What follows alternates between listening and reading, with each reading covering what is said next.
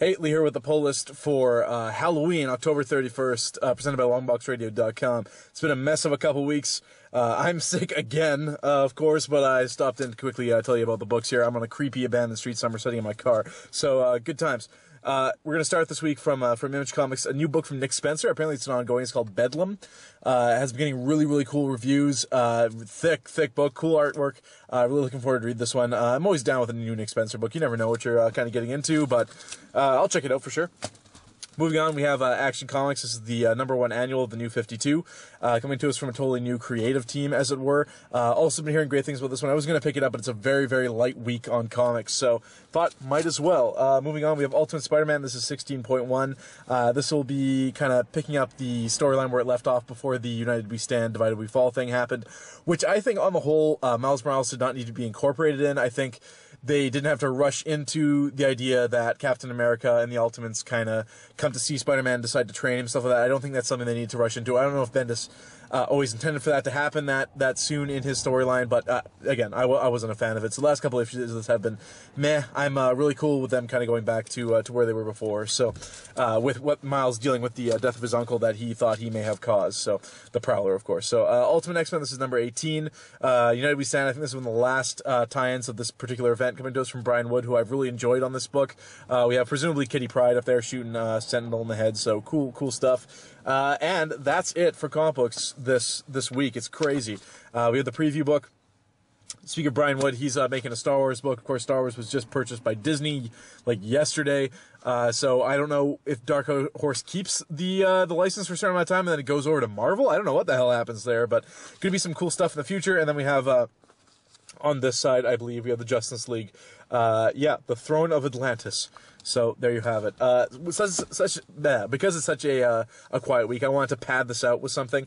I'm in my car. This isn't the best, place to videotape anything, but some quick thoughts because we haven't done a podcast in a little while. Marvel Now, it's happening within the next few months. It's kind of taking over, and that's Marvel's not reboot, but they're reimagining. They're mixing up a lot of the different books. A lot of the creative teams are mixing up, and one thing in particular that longtime fans have been talking about is Spider-Man. Dan Slott has some kind of crazy plan for Spider-Man. Everybody's jumping at his throat about what's he going to do with Spider-Man. What's he going to do with Peter? He's talked about issue 700 having some kind of crazy revelation in it, like someone's going to die, something terrible is going to happen.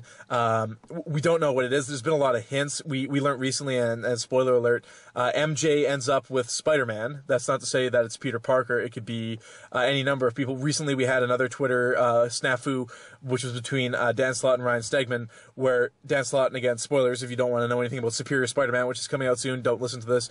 He mentions Miguel, probably referring to Miguel O'Hara. Someone's just starting their car in front of me, who is Spider-Man 2099. Would that be who takes over the mantle of Spider-Man? And in that case, what happens to Peter? Does he get depowered? Does he die? Does he quit being Spider-Man? So, a lot of longtime fans, myself included, are kind of concerned about this. Plus, Dan Slott's run on Spider-Man, it's getting a little better now, the Hobgoblin stuff, but it's been kind of waning, I'm sorry to say. Like, something like with the Alpha stuff and stuff I wasn't a fan of. So, here's my little note to Dan Slott for what it's worth, which is nothing. Superior Spider-Man, I'm absolutely cool with another person taking the mantle of Spider-Man. I was cool with it in the Ultimate Universe. In this case, all I want to say is don't let Peter give up. You can kill Peter Parker. You can depower Peter Parker. Depowering him seems like the best idea. Maybe Doc Ock. We know something's gonna happen with Doc Ock in issue 700. Maybe Doc Ock in his last effort depowers Spider-Man and then dies. Whatever. I'm just rambling now because people are moving around me. Chris Nolan did this with Batman in The Dark Knight Rises, where he basically took the character and just made him give up for 8 years. And I don't care if this is like a temporary thing. Maybe it's going to be 10 issues and then Peter's back as Spider-Man, which is most likely the case in time for the next Amazing Spider-Man movie or whatever. But if he quits, that hurts me. That's something very out of character for any character, Batman especially. It's not like his girlfriend died, suddenly his parents came back to life, and it's like, it's okay, Bruce, you don't have to fight crime anymore.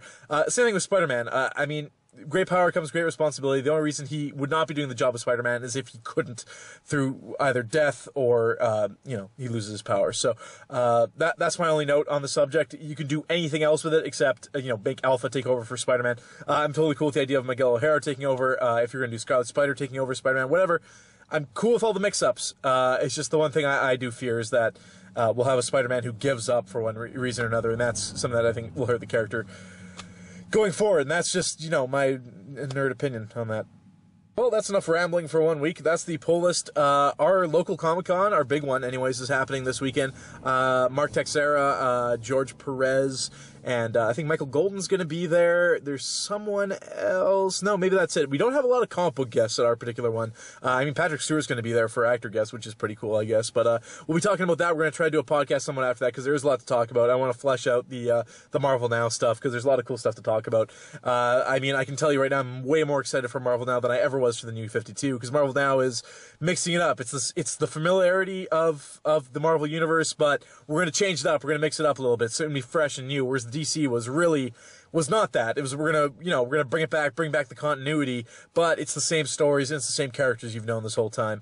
And I think that's ultimately where they failed at this point. It's been a year, and I've dropped more than half of the books I started with the New 52.